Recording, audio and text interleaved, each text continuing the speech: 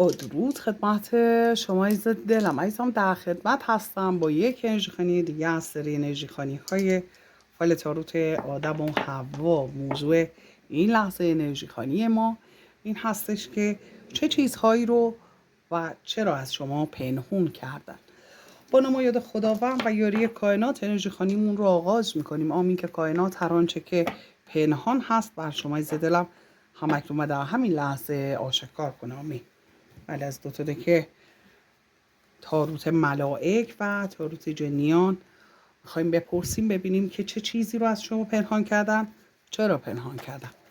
با نام یاد خداوند و یاری کائنات. آمین که کائنات هر آنچه که پنهان هست بر شما عزیز دلم همکنون و در همین لحظه آشکار کنه. آمین.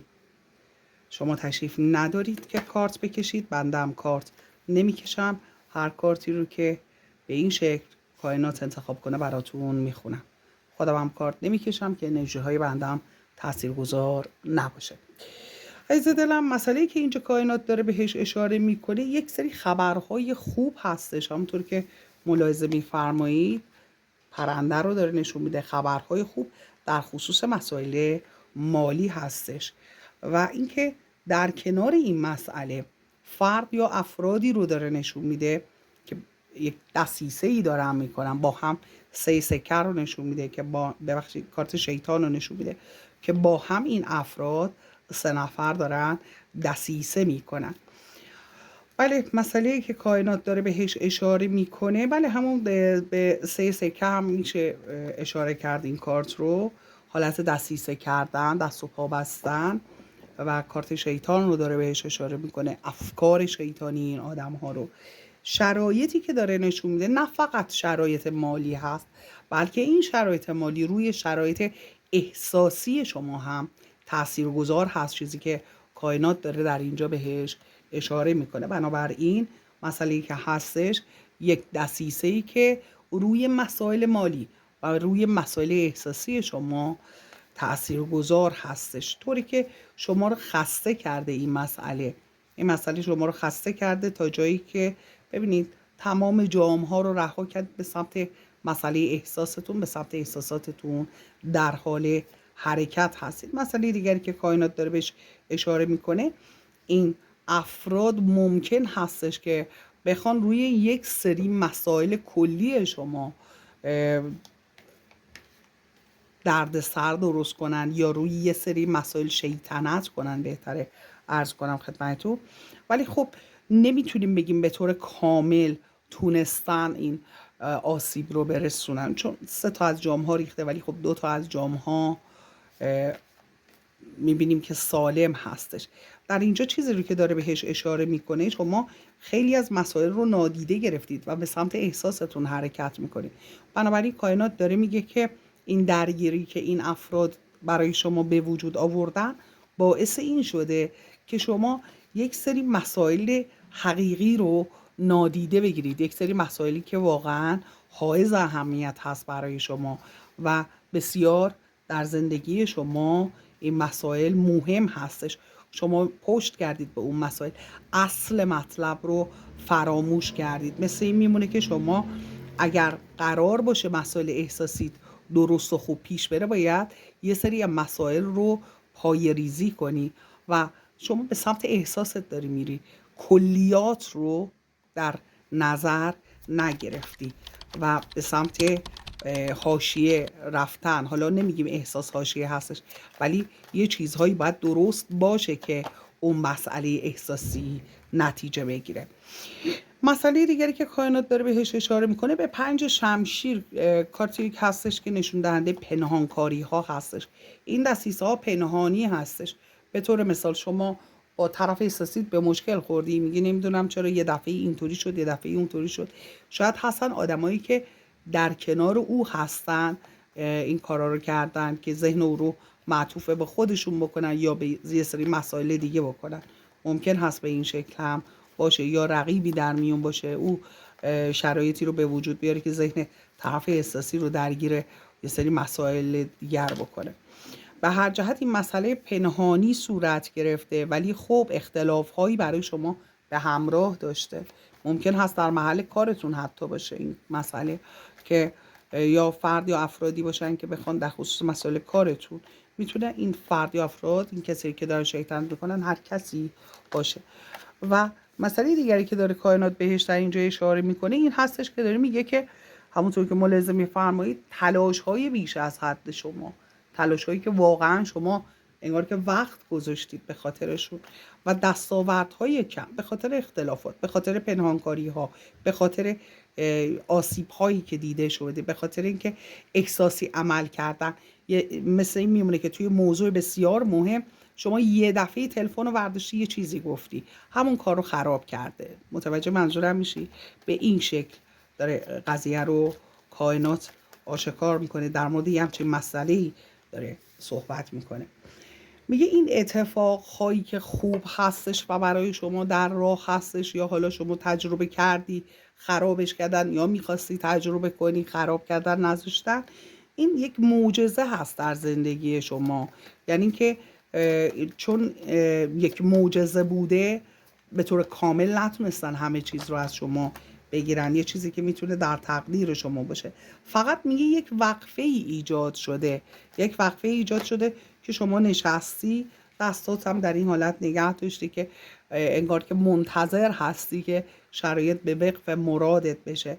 و این دستیسه هایی که کردن، این مشکلاتی که برای شما درست کردن، فقط یکم وقفه در مسائل شما ایجاد کرده. مسئله دیگری که کائنات داره بهش اشاره میکنه، یک مسافرت، یک جابجایی، یک از مکانی به مکان دیگه رفتن، از نقطه‌ای به نقطه دیگه رفتن. و در کنار اون کادر عدالت رو داره نشون میده و انتظار کشیدن رو. یعنی که کائنات داره میگه که معجزه‌ای در راه هستش و پس از این معجزه ممکن هست که یک وقفه ای ایجاد بشه، ولی این جابجایی به طور کل و به طور دقیق صورت میگیره. فقط سعی کنید که بر اساس احساستون حرکت نکنید و وقتی میخواید این کار رو انجام بدید سعی کنید تمام جوانب مسئله رو در نظر بگیرید. به هر جهت عدالت الهی برقرار خواهد شد در خصوص اون 3 ضربه یا 3 آسیبی که شما دیدین. در خصوص اون عدالت برقرار خواهد شد. و در اینجا به انتظار کشیدن میگه با گذشت زمان اون پنهانکاری ها، اون مخفی کاری هایی که برای شما انجام دادن مشخص خواهد شد. و اینکه یک تصمیمی که میخوای بگیری در زمانی که داری انتظار میکشی، برنامه ریزی برای اون تصمیمت انجام بدی. یعنی که فقط به بتالت نگذرونی، فقط به فرصت خوب به دست اومدن تمام جوانب مسئله رو در نظر بگیرید. بهترین شکل و بدترین شکل یک موضوع رو میگه در نظر بگیر و برنامه ریزی کن و با برنامه پیش برو. از هوشت که نشون میده که هوش بسیار خوبی هم شما دارید، از اون هوشت استفاده کن. شما رو داره نشون میده وقتی درگیری ها، اختلافات، مشکلات پیش میاد، دیگه اون ضریب هوشیت یکم پایین میاد، یا اینکه حالا اون مسائل تاثیرگذار هستش روی تصمیم های شما. میگه سعی کن که بتونی حرکت درست و حساب شده ای انجام بدی. بله.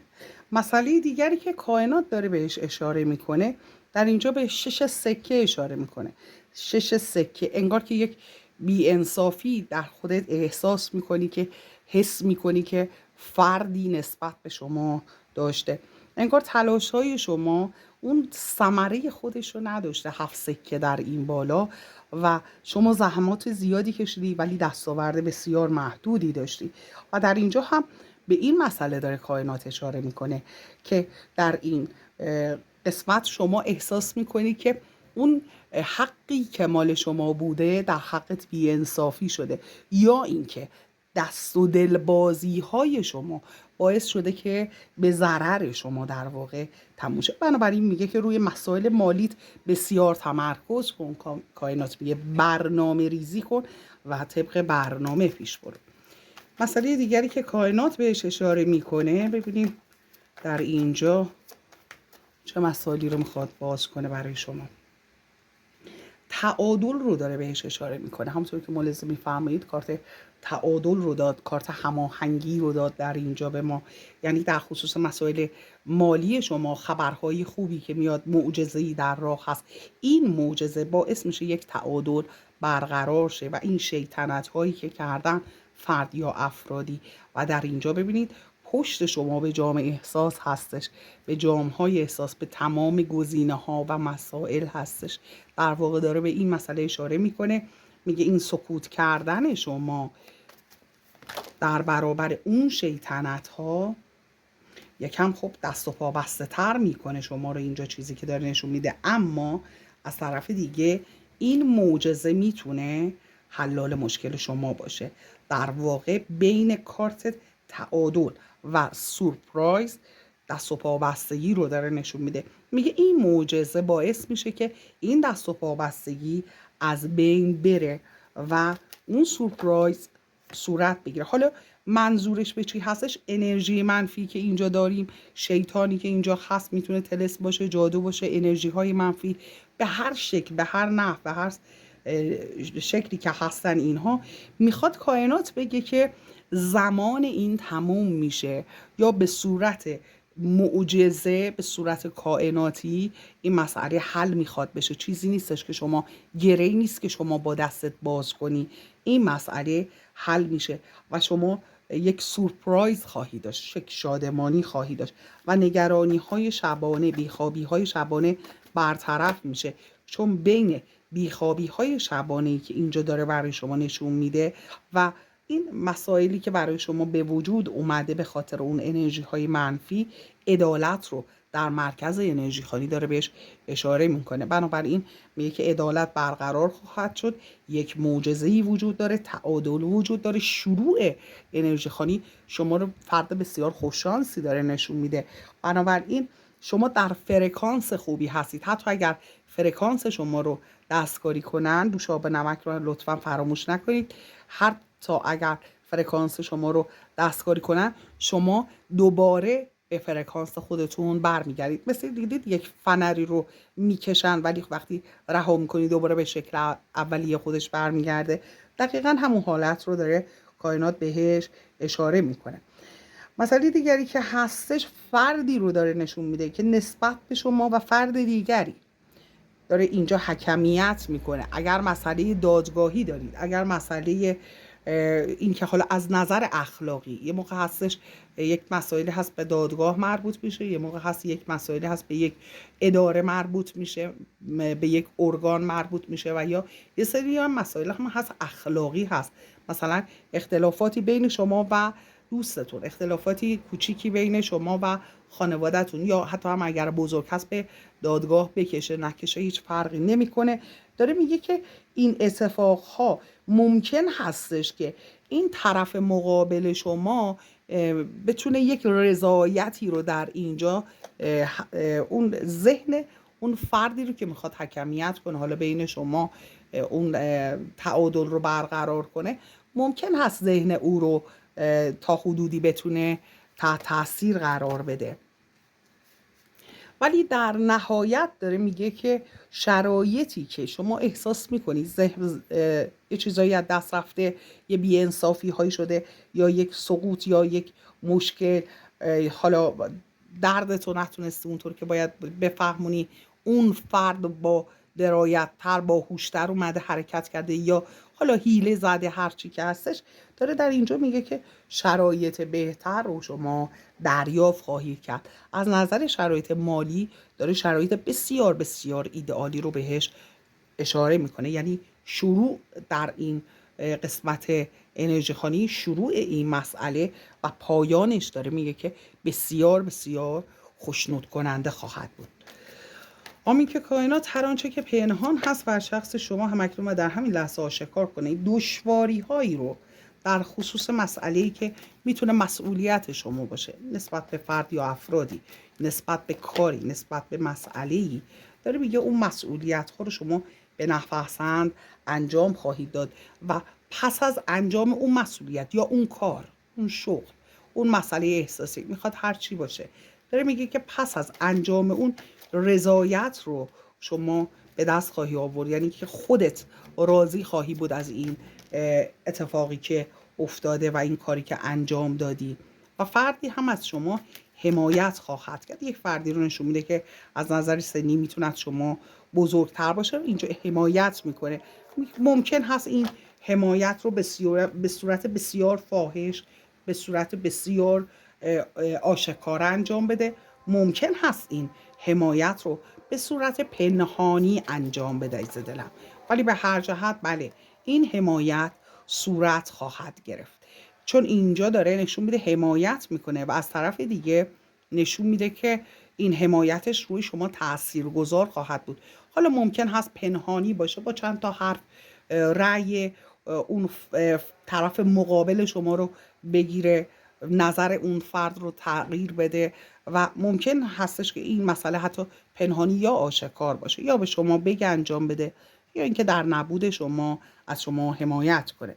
مسئله دیگری که کائنات داره بهش اشاره میکنه یک موفقیتی که شاید شما خودتون هم اصلا فکرش رو نمی کنید و به صورت پنهانی هستش، یا یه چیزی که آشکار نیستش نسبت به مسئله‌ای که شما ترس از دست دادن دارید، داره بسیار بسیار واضح نشون میده که اون موفقیت رو شما کسب خواهید کرد و جای هیچ گونه نگرانی نخواهد بود برای شخص شما و راه ها رو داره باز نشون میده. حتی در اینجا ببینید اون دست و پا بستگی رو داره بهش اشاره میکنه، ولی در نهایت میگه که به سمت موفقیت خواهد رفت و تصمیمی که شما داری با بانوی موجه، با یک بانویی که موجه هستش، میتونه مادر باشه، میتونه خاله باشه، میتونه عمه باشه، میتونه حتی یک دوستی باشه که از نظر سنی از شما بالاتر هست، ولی این فرد بسیار آگاه هستش و میتونه فردی باشه که حتی خداترس، خداپرست هم باشه. بله این فرد به شما یک حمایتی در خصوص اون دست و پا بستگی شما و یا یک راهکاری به شما نشون میده.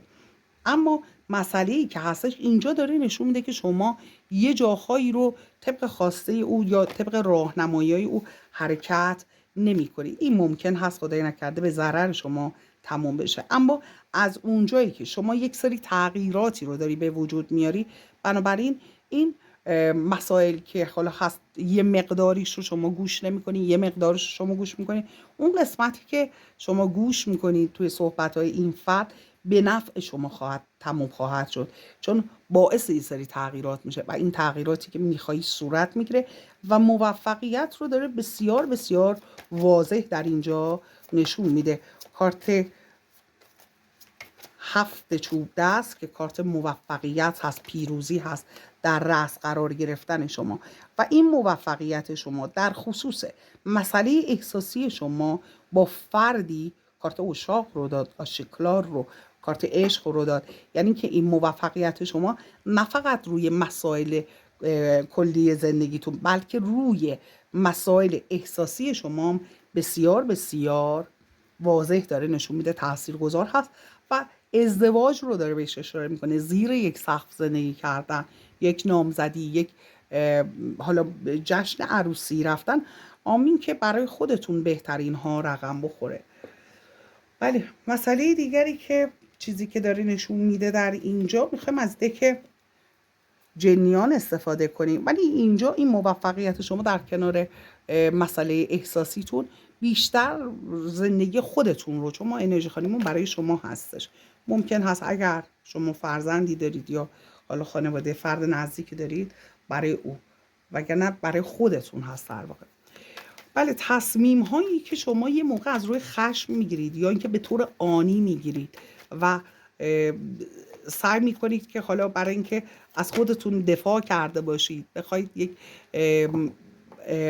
خط قرمزهایی رو مشخص کرده باشید، اون تصمیم هایی که میگیرید رو داره بهش اشاره میکنه. ولی کائنات از طریق دک جنیان داره یه چیزی رو به شما میگه بخت و اقبال شما بلند هستش، ستاره اقبال شما بلند هستش و در اینجا داره به 7 شمشیر اشاره میکنه، کارتی که نشون دهنده این هستش که یک چیزهایی رو از شما بردن، مثل همون انرژی منفی که برای شما فرستادن و یه دونه استوب زدن به شانس شما. دقیقا اینجا هم داره به اون مسئله اشاره میکنه. ولی اینجا عزیز رو داریم، فردی که به شما کمک خواهد کرد، به شما کمک میشه. حالا میتونه این به صورت یه امداد غیبی باشه یا اینکه فردی که واقعا میاد و به شما یه کمکی میکنه. و از طرف دیگه به 4 سکه داره اشاره میکنه. یک چیزی که شما داری نمیخوایی با کس دیگری اون رو تقسیم کنی، ولی به هر جهت داره کائنات میگه که در خصوص مسئله‌ای که چیزی که مال شما هست، حق شما هست، میتونه احساسی باشه و نمیخوای با کسی تقسیمش کنی، چرخه تغییرات رو داره بهش اشاره میکنه. این چرخه تغییرات نشون دهنده این هستش که در تصمیم احساسی یا رابطه شما با طرف احساسی یک سری تغییرات در راه خواهد بود. بله، باز هم در اینجا بله ما به اون حالا عرابه و چرخه تغییرات هر دو رو داره در اینجا نشون میده. در خصوص مسئله احساسی، تصمیم احساسی، انگار که یا 2 نفر اینجا وجود داره یا اینکه نه 1 نفر هستش، ولی خب ممکن هستش که به 2 صورت انجام بشه این مسئله و ارتباط شما، ولی در نهایت ممکن هستش حالا یه قهرآشتی هم حتی اگر صورت بگیره یکم شلکن کنی باشه، یکم سفید و یکم سیاه باشه، ولی خب در نهایت داره به این اشاره میکنه، به کارت 10 سکه، کارتی که نشون دهنده این هست که شرایط خانوادگی و شرایط احساسی مالی بسیار عالی و ایدئال رو داره بهش اشاره میکنه. ولی همینطوری که کارا داره خوب پیش میره، میگه ممکن هستش که یک اتفاقی بیفته، شما خیلی احساس ناراحتی بکنی، یک خیانتی رو، حالا میتونه احساسی باشه، میتونه مالی باشه، میتونه در گزینه‌های مختلف باشه، یک دوست سر یه مسئله کوچیک که حرفی رو شما بزنی بهش، بره به اون یکی بگه، اصلا انتظارش رو نداری و وقتی اون فرد متوجه میشه خیلی شما احتمال داره خیلی بابت این مسئله ناراحت بشی، یا اینکه اون فرد رو ذهنش رو بر علیه شما خراب کنه رو داره، یه همچین شرایطی رو داره بهش اشاره میکنه.